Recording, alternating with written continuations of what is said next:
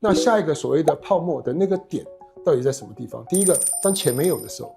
絕對是泡沫。通常一個泡沫的破都是債券開始。那債券開始的時候，就是利息高到可能不夠錢去拿到需要拿到那個錢，這是第一點。OK。那再來，如果再講細一點的話，就是剛才講到所謂的 token 的算力。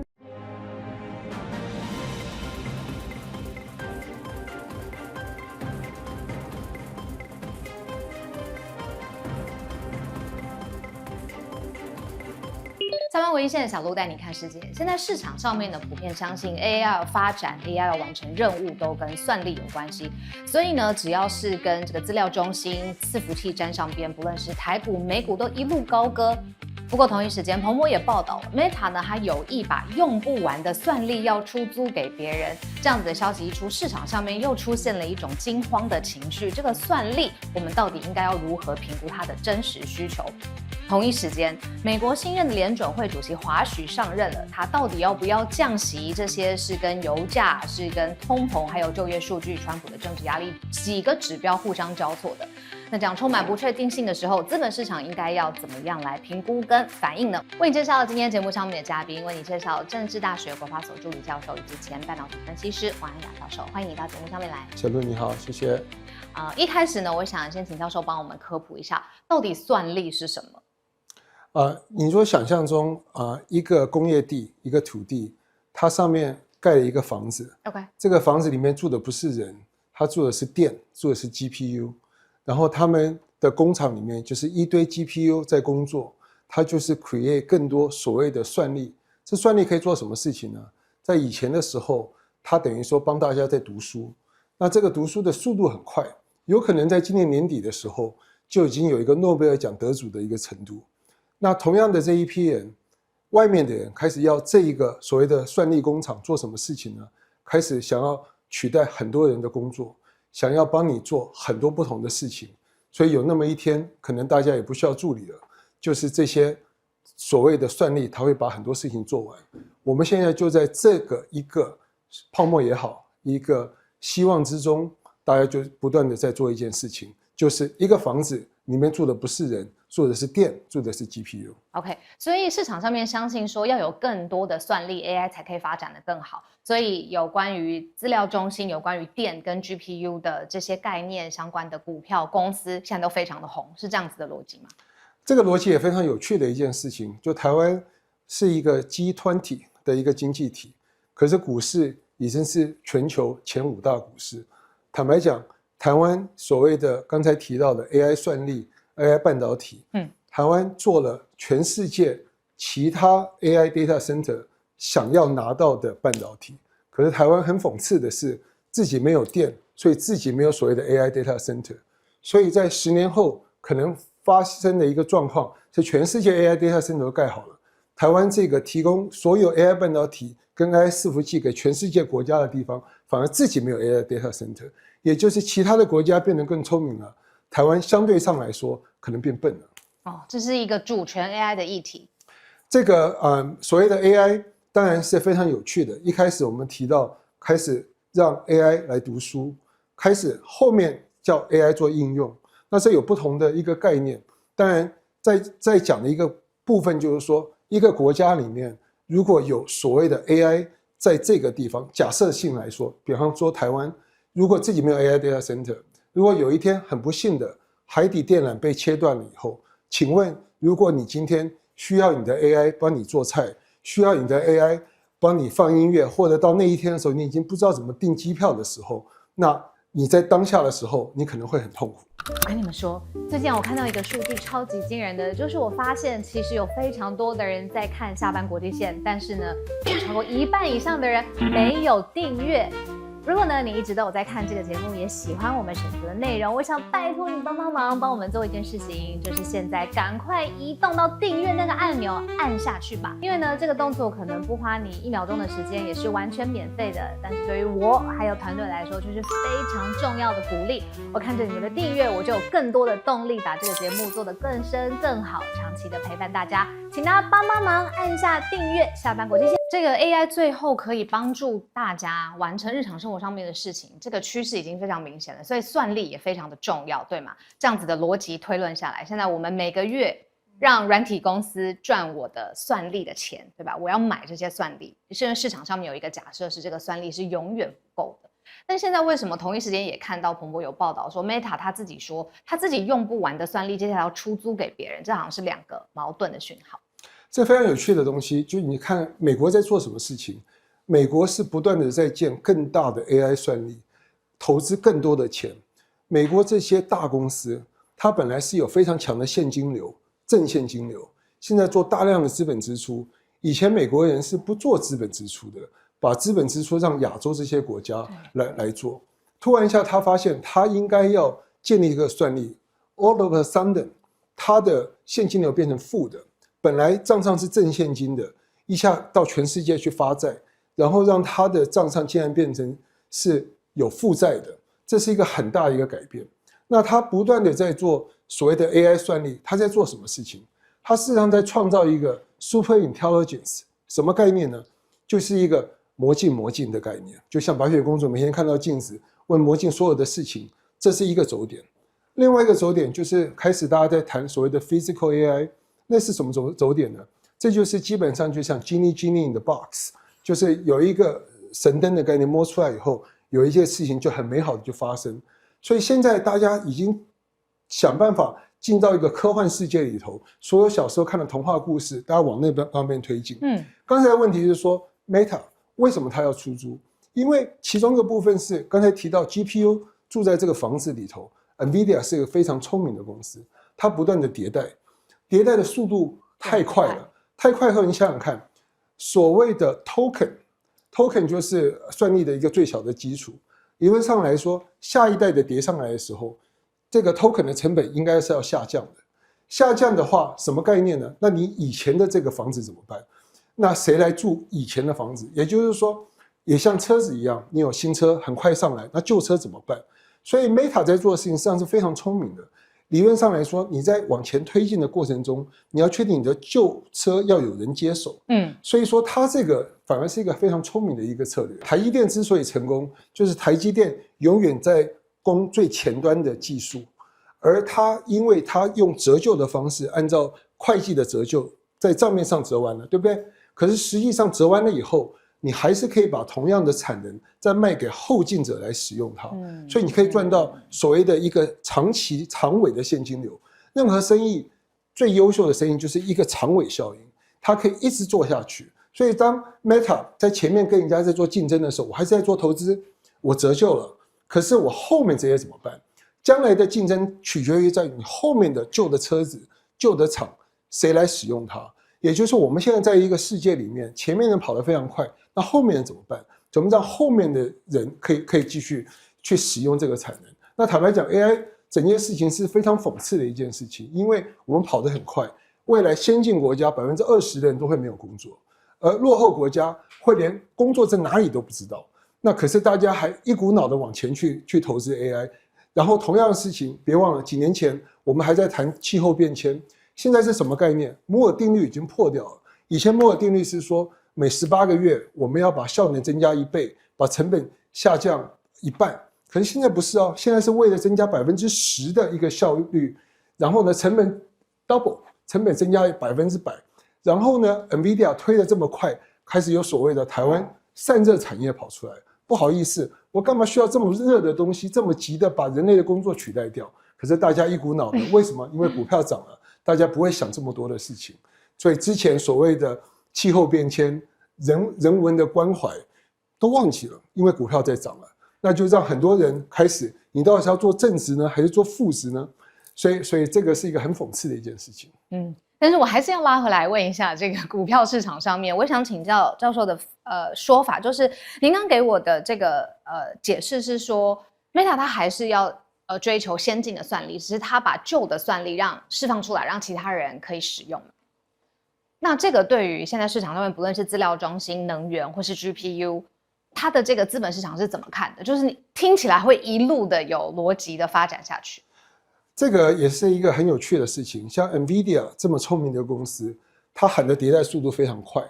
所以現在所謂的GB300馬上要出來的所謂的 Vera Rubin 就下一個，那迭代非常快。可是現在 Vera Rubin 會 delay， 因為它把整個供應鏈拉得很快，要讓整個供應鏈為它去準備。可是這個整個供應鏈，如果最極端的，你可以想象中，它可能還有一些黑手的產業，可能就像當年 COVID-19 一樣，有一些東西會缺，因為一個東西進步這麼快的時候，不是所有東西都可以同時到位，所以它喊在前面，後面還會 delay。那 delay 的時候，這中間過程中就會讓股票起起伏伏，雲霄飛車。有些人看到 shortage 是好，有些人看到 shortage 是不好。那剛才的問題是終端的需求面來講，說奇怪了 ，Meta 你花了這麼多錢下去，那怎麼辦呢？那答案很簡單，我花了這麼多錢下去，Meta 做的 model， 它的 model 就是沒有 Google 好，就是沒有 Anthropic 好，它必須要想辦法去賺錢。這也是一個夠聰明的公司，97%都是做廣告的公司，所以說他就會想說，那我來出租算力出去。那出租算力出去，還是有很多公司，現在是有 AI 公司跟沒有 AI 的公司，很多沒有 AI 的公司，你要教他怎麼使用 AI， 怎麼樣進到這個 ecosystem 來，這是下一件事情。所以剛才想分享的事情是說，每一個公司都在想它最強的那一段，那 Meta 現在在嘗試另外一段，那這一段從商業邏輯來講是 make sense， 你拼命的投資，可是你要想到你後面的怎麼樣把長尾效益拉出來。我們為什麼要鋪陳這麼多呢？從節目到現在快10分鐘哦，把這個科普概念講清楚，是因為我們試着在回答一個問題，也請姚教授，就是市場上面判斷現在對 AI 的需求，對 AI 算力的需求，到底是真實的，還是一個過熱的，馬上要破掉的泡沫？這個我們絕對是在泡沫之中。可是一個泡沫，它可以漲到什麼時候？它事實上是沒有人知道。好，那這個泡沫有2段。第一段叫做獲利的泡沫，第二段叫估值的泡沫。所謂的獲利的泡沫，現在大家很清楚啊，很多公司一輩子都沒有賺過這麼多錢。台灣今年 GDP 要超過10%，也就是1年做了3年的生意。那難道不是在泡沫之中？肯定是在泡沫之中。可是泡沫會破嗎？還可以再延續多久？這就是還可以再搞多久？那還可以再搞多久的話，就看每一個公司裡頭它的 balance sheet。他本來剛才有提到過，美國的公司以前是不借錢的，他現金很多，他現在開始借錢了。開始借錢的時候，他以前是很有錢的公司，他有很大的 debt capacity， 他可以持續的借錢，甚至可以發更多的 equity 出來。你沒有問的問題是，比方說 SpaceX，SpaceX 講一個20年以後的事情，再看20年後的太空。Elon Musk 看到的太空是說地球完蛋了，我們要到火星去。反過來 ，Jeff Bezos 看到的太空是地球很好，我們要把垃圾丟到太空去。同樣一件事情，2個這麼聰明的人，他的解方是完全不一樣的。OK， 一個是愛地球，一個是愛火星。那同樣在這個的狀況之中 ，AI 的故事也是一模一樣。從現在看起來往後走，還有很多可能會被實踐的事情。以後的工作有會被淘汰的工作，跟一些新被創新的工作，它是一個非常不一樣的一個概念。所以說，我們還在這裡面，還在往前走，但是我們肯定在一個吹泡泡的過程之中。就是我聽起來感覺"泡沫"這個字並不精準，因為它也可以是我們在一個希望裡頭，或者我們在一個 AI 的敘事裡頭。因為你說我們鐵定在這個裡面，它未來有很多不同的方向，它可能更大，可能要破。我們大家真正在擔心的是那個破的時間點。之前它是什麼？是不是泡沫？我覺得大家現在已經沒有那麼在意了。破的時間點的這個訊號。通常應該要怎麼看？我們稍微拉回來一點哈，就是說我們在一個世界裡面是錢太多的世界，有錢的時候才可能吹泡沫嘛。那很多時候你可以看買畫的、買酒的，它的價錢開始越來越飆高的過程中，肯定是賺錢的速度非常快嘛哈。就是說這個是一個發生中，別忘了之前我們在討論所謂的元宇宙，現在沒人在討論元宇宙，那後面。在討論很多事情，現在所謂的 AI 是你開始有在用、有在互動中。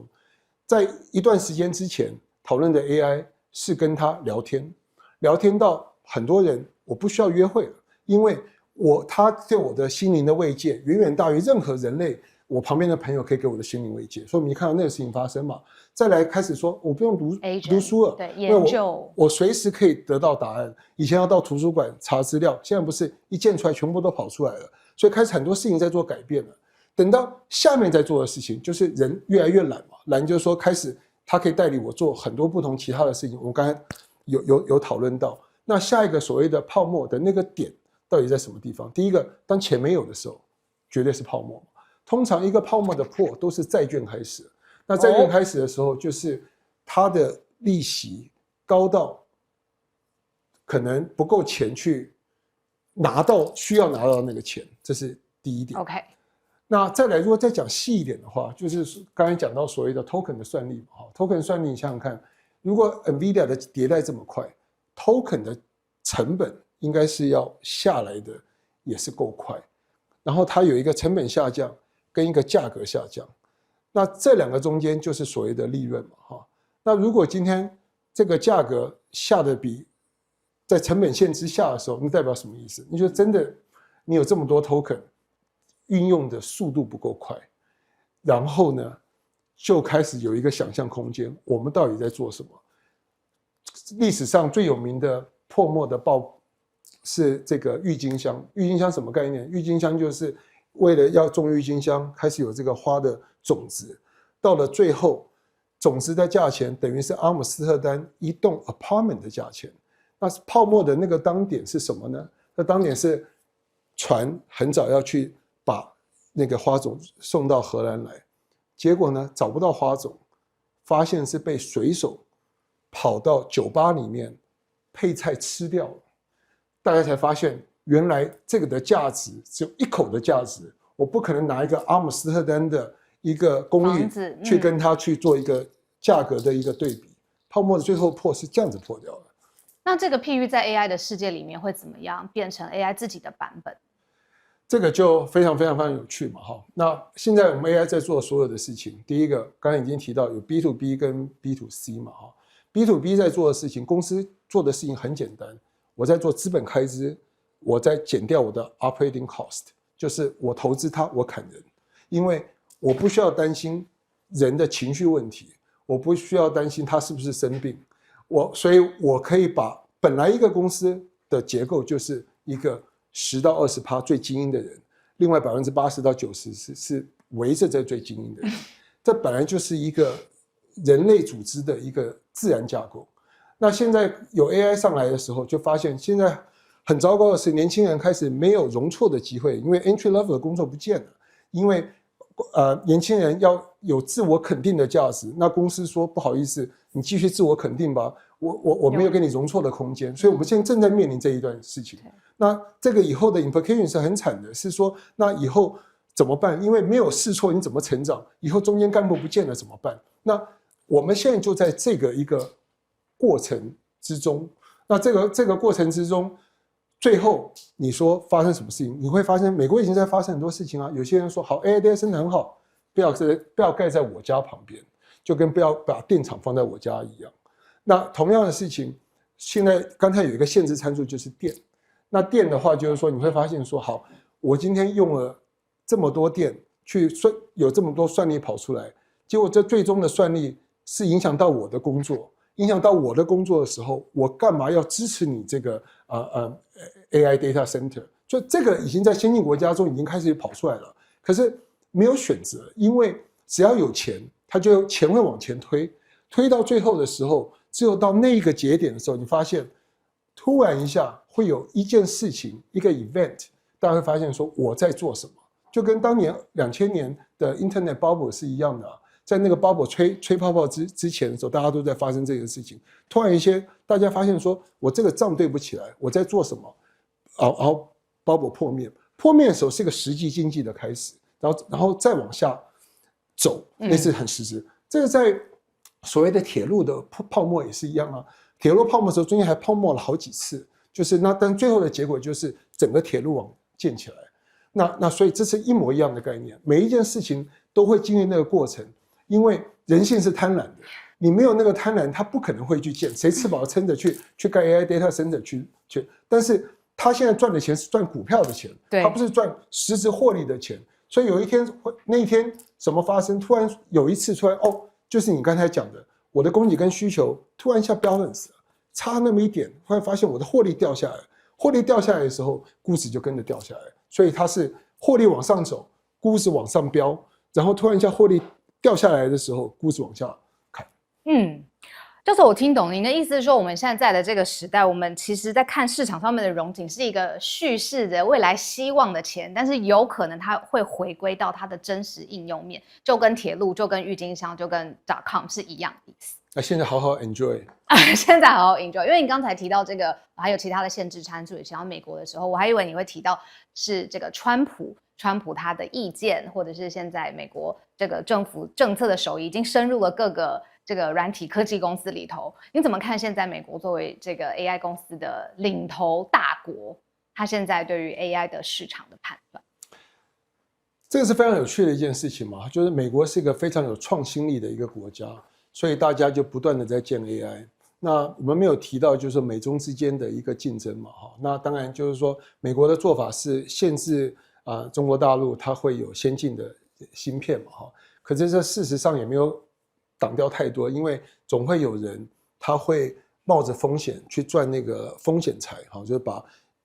把芯片可以讓它發生，那也可能他可以跑到國外的地方去做運算。也有可能一張機票錢就跑到美國本土運算，算完以後再一張機票錢再飛回去，就很多不同的事情。那同樣的事情說 AI 這有硬體的部分，也有所謂的用 algorithm， 就是說我怎麼樣更聰明的算法，還有怎麼樣做更平行運算的方式，有各種不同的。所以美國跟中國大陸在運算的時候，你會發現大家的資本開支是在一個不同的規模。美國花了很多錢在做 AI data center 的一個資本開支，就你一開始提到的問題。那 Hope 美國 is right， 因為花了很多錢在做資本開支。那現在剛才開始有這個問題，就是說你花了這麼多，你怎麼回報？因為現在這個時間，所有的資本開支的回報，事實上都不達到真正經濟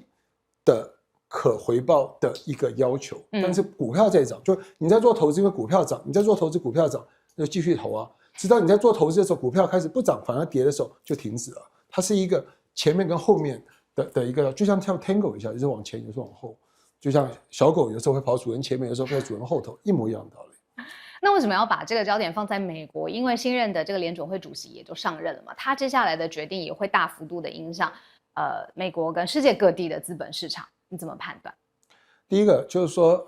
Kevin Walsh 我覺得是非常特別，所以我個人看美國是他現在在做一個 economic reform， 他是在做一個很不一樣的事情。因為 Kevin Walsh 大家都在問說他到底是鴿還是鷹嘛，那事實上他在做一件很簡單，他是披着鴿皮的鷹，也是長得像鷹的鴿，所以基本上混合體，沒錯，基本上他就是把中間要讓你越猜不透他在做什麼事情，所以這個是一個聯準會的一個改變哈。聯準會可是幹嘛要這樣子？市場上面不是應該越有穩定的聯準會的方向，越有這個安定度嗎？這人類是個很有趣的動物，就是說你如果看90年代的時候，我們是非常習慣 Fed 是捉摸不定的。自從 Greenspan 之後，開始就變成一個用白話文的 Fed， 那大家開始習慣就變懶了，喜歡聽個白話文的 Fed。可是現在就基本上應該回到30年前，就開始你開始要稍微用功一點了，要去看他會在做什麼。OK， 但他會做什麼？事實上對我個人來說，我覺得蠻簡單的。第一個，他不會升息。那第二個，但是他肯定會收錢。就是美國呢，現在大概Fed balance sheet， 我個人認為有3個 trillion 的 excess cash， 就是說他放錢放太多，他一定要把它收回来。那你每收1個 trillion 的時候，可能就像是升息25個 basis point， 或者在 crisis mode 的時候，可能是接近100個 basis point。如果你把這個3個 trillion 收回來，你可能就是一個2% 到3% 的效果 ，depends on 你在經濟的哪一端跟市場的哪一端。所以在這個時候發生的時候，你完全不需要升息，因為如果升息的話，坦白講，我覺得頭殼有點壞掉。為什麼？因為美國自己這個政府，它目前政府付這個 interest rate，OK， 已經超過它的國防預算。如果升息的話，它接近它所有的 Medicaid 跟 Medicare， 甚至超過。那你在做什麼？印鈔票，然後再付更多息出來。本來美元就是一個借據的概念，所以這個是完全不 make sense。就美元本身這個借據，你政府欠你錢，你再還回來，然後美債就借據上加借據，然後全世界變成都是在借美元。它基本上整個一個美元的體系就是這樣一個形成的。那在形成這個時候，做莊的人，還欠錢是很奇怪的事情，莊家還欠錢是很怪的一件事情。所以他現在要做的事情，實際上重新再做運作。在當年金融風暴之後的時候，發生一件事情，美國有一個叫所謂的 Dodd-Frank 就是要把銀行綁住，因為覺得銀行太壞了，然後讓不應該有房子的人拿一個 subprime。所以要把銀行的這個放貸系統把它拿掉。那後來發生的事情就是說，把銀行管住了以後，可是有錢人是很聰明的，就所謂的 private credit 就跑出來了，就是有錢人的高利貸。所以 AI Data Center 在初期的時候，有很多有錢人高利貸去放錢。所以鮑勃在看了一個東西，已經有幾個警訊大家在看，可大家不在乎，就是憂鬱之牆一個牆一個牆過，其中呢就是所謂的 private credit。就是有錢人的高利貸，這些開始有一些人開始覺得賬對不來了，開始想要去請他說給我一點錢吧。可是沒有任何的 institution 可以經得起大家同時間去說還我一些錢，銀行也不可能，銀行的槓桿倍通常是20倍嘛，所以它是不可能的事情。所以這個東西已經出來一些，那他要做的事情就是我把錢收回來，讓銀行回歸銀行放貸的角色。把這些影子銀行所謂的 private credit 的角色要壓低，所以他要做一些事情是一個 economic reform。可是最笨的事情是升息，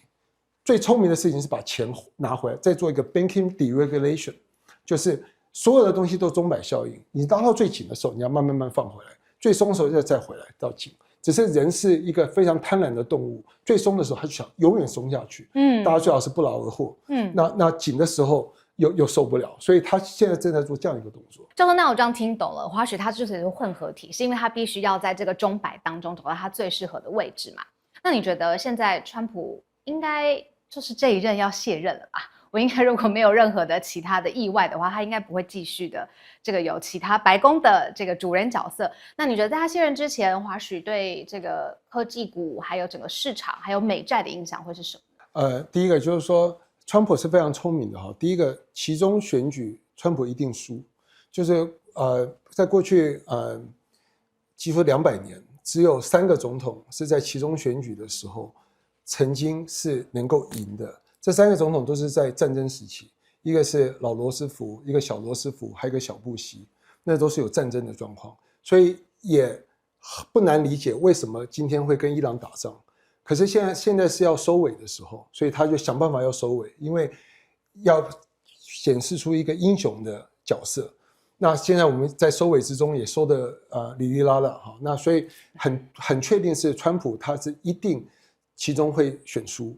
但是川普不會鬆口，他不會選他的第3任，因為他一鬆口就變成跛鴨的總統，所以他不會，所以他會讓他的影響力一直維持到1月19、2029年，所以這是第一件事情。那川普的個性是不會改的，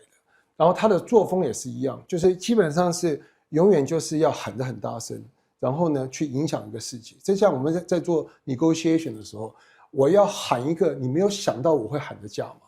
最後呢你跟我談出來一個東西是你讓的比我，你讓給我的更多，就意思是說，因為你覺得哦好險了，不是那個價碼，可是一開始就不是一個正常的價碼，所以他會持續做這樣的事情。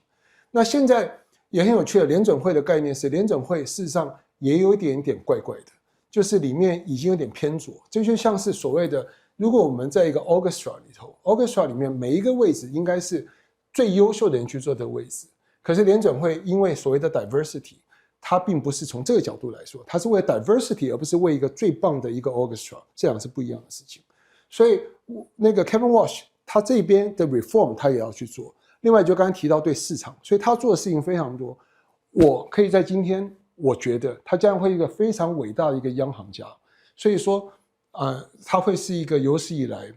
可能非常偉大的一個中央銀行家。他會最後的歷史定位會這樣，因為他很年輕的時候就進了聯準會，然後呢，他已經準備這個位置準備了很久，他會有他的 style 出來，市場上要去了解、跟適應、跟學習，所以他影響力是非常深遠的。那至於剛才提到所謂美債的問題，美債從來沒有問題。為什麼？你去看任何以前英國的也好，包括現在的日本也好，這些相對於今天的美國更弱的國家，它的美債相對於整個國家的 GDP 都超過200% 以上。美國現在才100多%。那所謂的在喊這個東西，美國的國債想要多少就多少。那因為你沒有選擇的權利，只是他發越多權的時候，你的購買力下降，美元本來購買力就永遠下降，這個是不會改變的道理。以前黃金對美元是25塊，現在黃金對美元4000塊，這就是一個自然會發生的一個事情，所以這都不會改變。所以美債任何時候大家擔心美債的事情，它只是一個想象。而且現在的財政部長也非常非常的聰明，他們已經將來會做一個事情，就是所謂的 USDC 跟 USDT。USDC 所謂的穩定幣跟美元掛鈎以後，事實上是一個美元民主化的過程中，所有的美國人將來都會想要擁有 USDC 來做市場交易的時候，包括剛才提到的 AI 的運算，未來的 token， 那個 token 什麼概念呢？那 token 基本上就是可以拿來做交換東西的一個概念，就是你買東西的時候，你也可以刷 token 來做付錢，就跟是像所謂的最早大家不是想做所謂的比特幣嘛？那比特幣是更有趣的事情，你要花更多的電去賣一個幣出來，然後你是一個幾率問題嘛？如果你家有一台機器，你怎麼放那邊都賣不出來，所以你必須要加到一個機器池裡面，幾率問題出來以後，然後大家再做一個分配的概念。這個是比特幣。到所謂的穩定幣的時候，我跟美元掛鈎，可是所謂的掛鈎也不是真正買美元，但是某一部分買美債，可是你有一個實體的需求。而當 USDC 跑到每一個美國人的錢包裡頭去的時候，誰會敢讓美國公債倒？像 USDT 是跑到全世界去串大家的消費行為，大家在做貨幣的交換的時候，也是連到美國公債，誰敢讓美國公債倒？就是說，所以美國公債永遠不會有所謂風暴的問題。所有的這個討論的空間，它只是一個討論的問題，因為世界沒辦法接受這個事情。美國是人類歷史上從來沒有看到最強的軍事國，也是最大的債權國，人類歷史上從來沒有發生過，比羅馬帝國還誇張。所以說，如果今天有人會看衰美國債券，基本上就在說你世界要崩潰了。所以基本上那個東西就不要去想它了。可是同時間，我們也看到中國過去持有非常大比例的這個美國的國債嘛，現在中國改為很積極的持有黃金，這告訴我們什麼？這有兩件事情。第一個，在金融危機之前的時候，這個美國的 Fed 只有1個 trillion 的美國公債，1個 trillion 以下哦。到後面我們所經歷的這幾十年，都是發現 Fed 呢，它持有越來越多，最高的時候接近10個 trillion 左右。現在大概是6個 trillion 多，所以從那個時間到現在是6倍。而中國大陸在那個時候呢，就跟美國 Fed 差不多，也是1個 trillion 左右。中國大陸現在呢是減了1/3，大概就是美國的 Fed 的1/10持有美國的公債。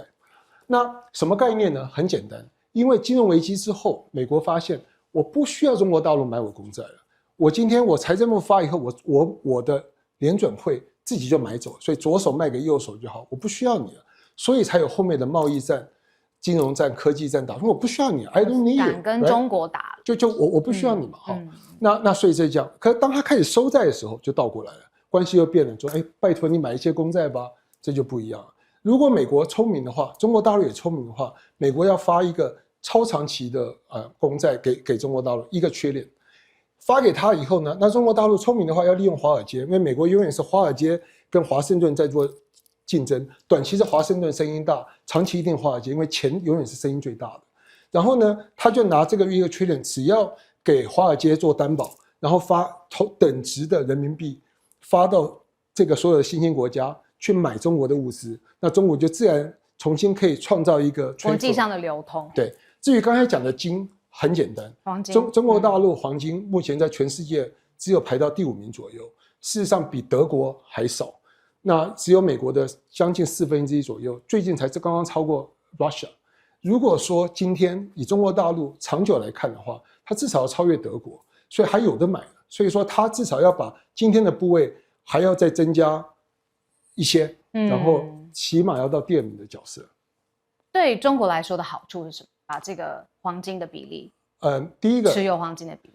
黃金本身來說就是一個很諷刺的一件事情。全世界黃金的存量這麼多，它是一個概念，是說我要花多少代價把它挖出來。假設在今天來講，可能代價大概是$2000以下 ，OK， 那它是一個反映通膨、反映科技去把它挖出來的，然後這是一件事情。第二個，所謂的黃金的持有，比方說以美國來講，所有的各個國家的黃金處在美國之中，如果今天有所謂的貿易順差逆差，什麼概念呢？這個房間的黃金搬到另外一個房間，另外房間黃金再搬過來，再做一個交易的一個 settlement。可是如果你所有的經濟行為是跟着黄金在走的話，那你所有的限制也在限制在於地球表面有多少石頭，跟你多快手把這石頭挖出來，多快時間把它變成黃金。所以黃金本身它是一個概念 ，OK， 它並不是一個有創造力的東西。但是問題是，人就喜歡看晶晶亮亮的東西啊。但你喜歡看晶晶亮亮的東西，你要跟一群人知識水平是很不一樣的知識水平的时候，這是一個最簡單的一個溝通方式，對不对？就一開始提到算力，有一天算力可以是一樣，大家很理解，可以在使用的時候，大家對算力的看法就不一樣了。在那個之前，在黃金它還是一個很重要的事情，所以從一個中國大陸的角度來講，它當然必須要增加它黃金的存量，因為這是一個最簡單溝通的方式，所以可以看到。它黃金期貨商非常的積極，想要把黃金到政府的存量之中，這個趨勢還會往下走。原來的想法是說，他持有這麼高比例，積極的持有黃金，一來是如果假設 AI 泡沫的避險，二來是對於美元的霸權的挑戰，聽起來都不是。我們在一個世界很有趣，就是美國是老大，他不會想當老二；中國大陸是老二，他沒有能力當老大。可是你這個老二的位置。跟老大之間的距離到底是什麼才是一個比較 comfortable 的距離？現在是我們正在拿捏、在經歷的這個過程。那所謂的人民幣，它本身是一個被限制的一個東西，它基本上沒有國際的流通性。那所以說，它還有很多要做的事情才能夠流通。中美兩個最大的差別就是，美國服務業很大，美國的所有的事情是沒有天花板的，它可以不斷的自我膨脹，可以到全世界。去搜刮，甚至現在的想象力已經跑到外太空去了，這是完全不一樣的事情。它 data center 沒關係，我可以到太空上去做，所有的事情已經不太一樣的事情。但中國大陸不一樣，它還是停留在一個東西值多少，一個人要做多少東西的一個階段，這完全不一樣。一個是量，一個是值。美國人在看的 GDP 是看一個值的概念，我怎麼樣把我的值發揮到最大？我同樣一個杯子就值這麼多錢，可我把這杯子放到你這邊去的時候，請你喝一口水的時候，你願意付我多少錢？這個是美國永遠在想的事情。那在這個的意涵裡頭，所謂的怎麼樣挑戰這個霸權，兩個想象力就不一樣，怎麼挑戰？